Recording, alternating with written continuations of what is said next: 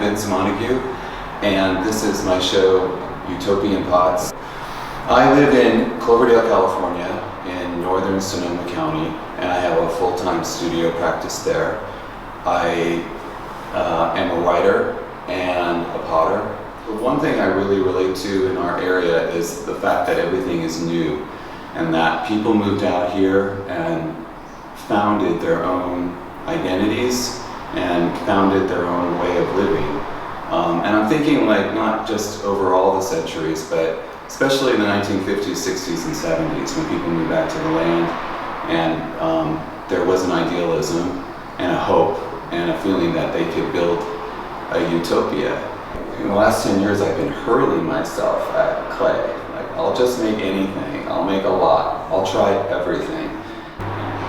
My writing and pottery, when I started making all these different forms and started to consider all the different forms that I'm encountering in the studio, I began to think of my writing, and I thought about forms in my writing, and I started thinking about the poems that I was writing, the forms I was making when I was writing poems, and it all started to come together in me.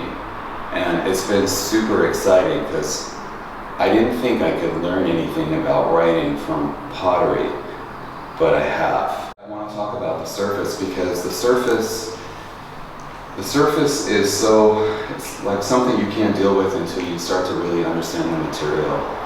And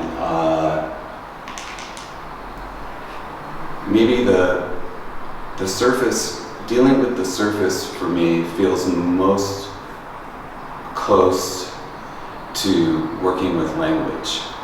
When you work with language in a poem, the words are the skin of the poem. And on a pot, the surface is the skin of the pot itself. So you have to consider that. You know, how does the inside relate to the outside? And same within a poem.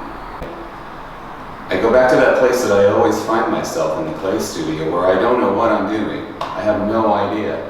And I feel comfortable in that place and I pursue that place. And when I think about how to deal with the surface now, I'm thinking, I just want to transmit how I'm feeling now, in this moment. And I don't want to think. I don't want to be clever. I don't want to do too much planning. I just want to be in the moment and transmit the feeling of the work as I respond to it. So I work on the surface very quickly and follow my instincts, and sometimes it works and sometimes it doesn't, but it leads me to some other place. And I feel like the surface of a pot, of a piece of art, is, like I said, close to poetry, because when I use this white slip and I start to work with it, it feels like the blank page.